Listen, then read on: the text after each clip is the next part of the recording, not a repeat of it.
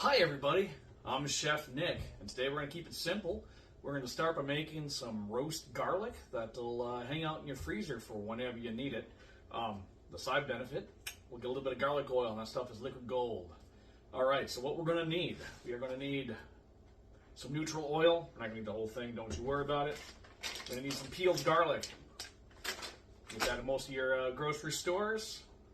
A pot to cook it in. A strainer, a bowl,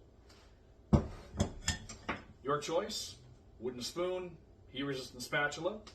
Then we'll need a food processor and some ice cube trays. These are 1/2 ounce or 1 tablespoon trays. They are absolutely great. Pop them out of here when we need them. They go into sauces, they go into soups, they go on toast.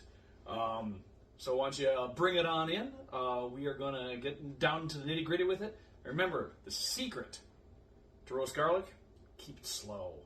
Be patient. It's worth it. All right, so we're going to start with our pot. It's a good place to start, right?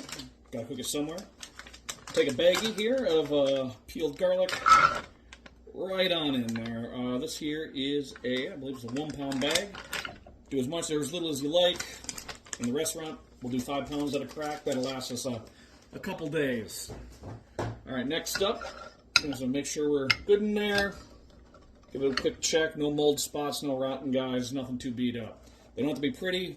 We're going to be pureeing them anyway. All right, now we're going to top up a little bit of neutral oil.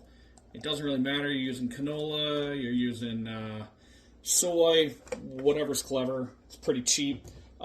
This oil, we're going to be using at the end.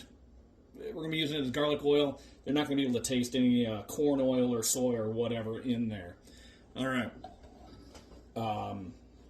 Don't use olive oil. You're just wasting a good olive oil. All right. So what we're going to do?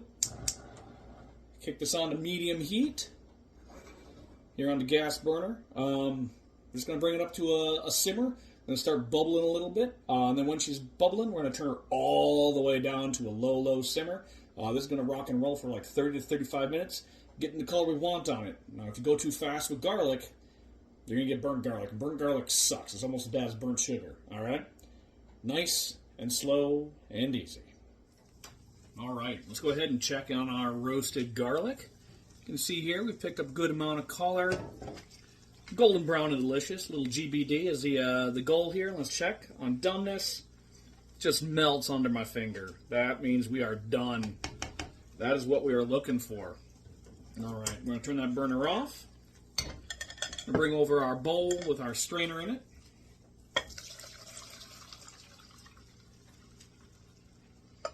All right, we are certainly going to want to hold on to that oil. That is gold. Adding a little bit of garlic flavor without having to get too intense on it. All right. Now, we don't have to wait for these things to totally dry out. They can go right into our food processor. Beautiful. Got it? Got it. All right. Let's get that food processor rolling. Shh, it's noisy.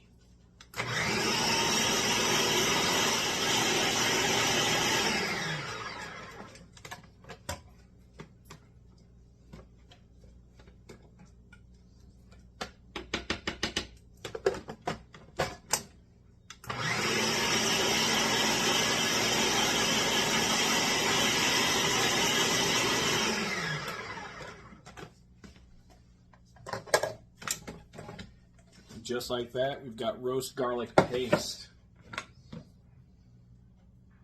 All right, now while she's still hot and she's easy to work with, we are going to take our ice cube trays. Just going to spread them on in there like butter. And these will go down into the freezer, the chest freezer, get them nice and firmed up. Then I can pop them out as needed, or I can pop the whole thing out all together and throw them in a freezer baggie. They take about 3 minutes to thaw out once they're out of the freezer. All right. So this is our roast garlic. I got about 2 trays worth of puree. Each tray, or each tablespoon is about 3 to 4 cloves of roasted garlic. Ignore the recipe, measure with your heart. These are great just about any time you need garlic, you don't want that sharp, harsh, fresh garlic flavor. You want the smooth, creamy, sweet, roasted garlic flavor. This garlic oil will be good in the fridge for 7 to 10 days. I'll brush that on just about anything, pizza crusts, toast, you name it. Sometimes I'll even do a little bit of pan frying in it if I got some chicken saltimbocca or something fun. So that's it. We've kept it simple. Now you've got your pro tip. Let me know what you want to see next in the comments.